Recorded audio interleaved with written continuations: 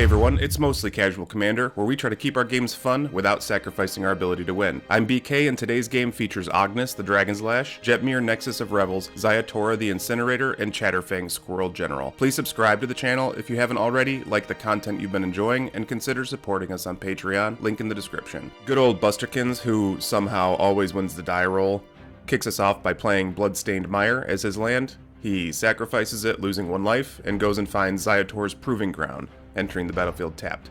Then over to me, I play Rockfall Vale as my land for turn, which enters tapped. On to Kovacs, he plays a Forest as his land, and then casts Ignoble Hierarch, a Jundi Monodork that has Exalted as well. Over to J-Man, he draws and he drops a Swamp, and then uses that to cast a turn 1 Soul Ring. Well done, sir. On Busterkin's turn, he plays a Spire Garden as his land, which in theory will enter untapped so long as he has enough opponents. Wait, can you count them? 1, yeah. 2, yeah. Okay. Alright, enough of that. Then, Busterkins plays Talisman of Indulgence before passing the turn over to me. I play a Plains, and then I cast Hanweir Militia Captain, which can flip so long as I have enough creatures out on my battlefield.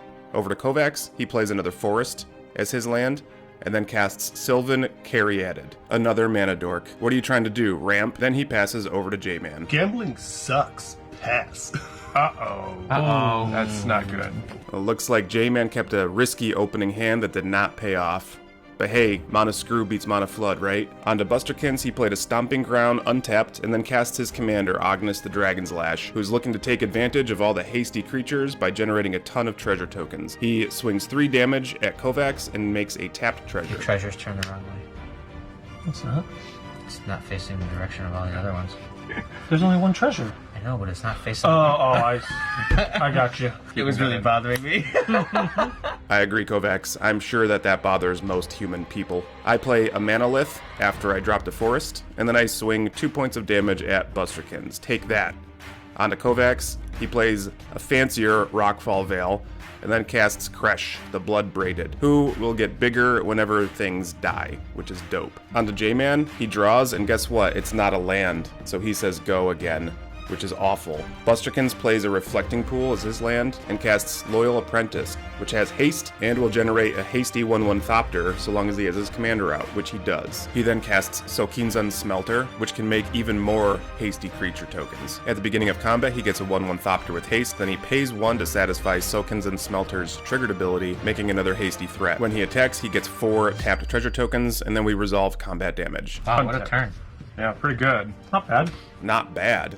More like your threat number 1. I drop a mountain and cast Tendershoot Dryad in an effort to stem some of the bleeding here. I'll start making Sapperling tokens on each upkeep, which I do here, and Kovacs plays a Command Tower as his land, and follows that up by casting Leyline Tyrant, 4/4 flying Dargon that can keep some of his red mana floating around. Come on, land. J-Man finds a forest. What? Whoa, he got it. You did it, buddy. So let's see if Chatterfang can catch back up. He'll cast a Fertile Ground on his swamp, allowing it to produce an additional mana. Then he casts his commander, Chatterfang, Squirrel General, who is looking to make an insane amount of tokens and take advantage of Chatterfang's ability. Then he passes to Busterkins.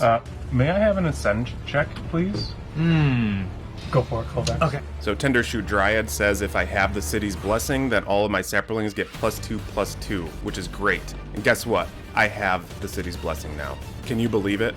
But then as soon as I'm sitting there all happy, Busterkins plays Molten Primordial, a 6/4 hasty thing that's going to steal 1 creature from each one of his opponents. In this case, he scoops up my Tendershoot Dryad, Leyline Tyrant from Kovacs, and Chatterfang from J-Man. He moves to combat, getting another 1/1 Thopter, which also makes him a squirrel because he controls Chatterfang. Then he'll pay the 1 to generate a 3/1 Construct, and then gets another squirrel from Chatterfang. He also just so happens to get the city's blessing off of my Tendershoot Dryad. He attacks with all these creatures, which generates him 9 tapped treasure tokens, and guess what?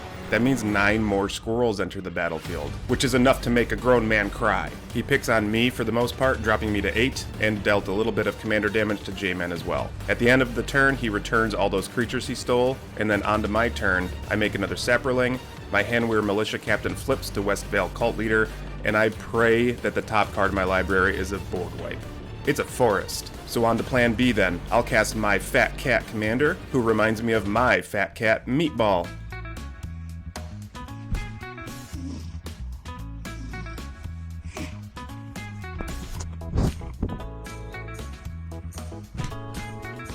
You really are a fat cat. So Jetmir hits the battlefield and provides my team with +2/+0, trample, and vigilance. I swing at Busterkins, trying to put some fear in him and dropping him down to 20. On my end step, I'll make a 1/1 black-white human cleric token and get one step closer to Jetmir's phase 3 of pumping the team. On my end step, Kovacs floated 2 red mana off of his dorks, represented by his mountain with a dice on it, because remember, Leyline Tyrant's ability lets him keep that through turns. He then uses all of his mana to cast his commander, Ziatora the Incinerator. Alright, I'm gonna move to combat. I don't know who. You're both are horrible. Yeah, honestly, I think you're right. I don't know who's in a better position right now. They are double strikey, trampley with Vig. You got carried away quickly, and then I immediately got carried away quickly. Oh yeah, That's for sure. that's pretty cool about these commanders. Kovacs decides to swing at me, which is probably correct, but in response I cast Obscuring Haze, preventing all damage that would be dealt by creatures my opponents control. This was cast for free because I control my commander. In response, he casts Unleash Fury, which doubles the power of target creature until end of turn. He's hoping to take advantage of getting counters on Kresh. So at the end step, he flung his Leyline Tyrant at Busterkins. Now, Busterkins should not have actually taken damage there, but it doesn't impact the outcome of the game. Kresh got his 8 +1/+1 counters, and then over to J-Man, who casts Mazarek, Crawl Death Priest, which anytime somebody sacks a thing, he'll get +1/+1 counters on all of his creatures. So Busterkins sacks 8 treasures, triggering Mazarek 8 times, then he casts Insurrection, which is nuts. He'll gain control of all our creatures. And that's game. Yeah, that's really cool. So Busterkins will gain control of all of our creatures. They all gain haste this turn, and they all untapped if they were tapped. This is clearly what happens when you don't interact with a board state with a whole bunch of hasty creatures making a ton of treasures. If only one of us had a board wipe, maybe this whole game would have been different. And so again, when he moves into combat, he'll make a Thopter, which gives him a squirrel. He'll pay to sacrifice 1 artifact and get another 3/1 haste, given his Sokinzun Smelter, which again gives him another squirrel. And the good news here is that even though the J-Man was mana screwed pretty much the whole game, we still saw a lot of work from Chatterfang, am I right? When he moves to combat, he knocks all 3 of us out with his monsoon of creatures and combat damage. So congratulations, Busterkins. Did anybody catch just how much combat damage Busterkins dealt that turn? If you do the math, let us know in the comments, and we'll let you know if we came out with the same figure. Either way, we hope you enjoyed the game. Please consider subscribing if you haven't already, liking the content you've been enjoying, and consider supporting us on Patreon. Thank you for watching.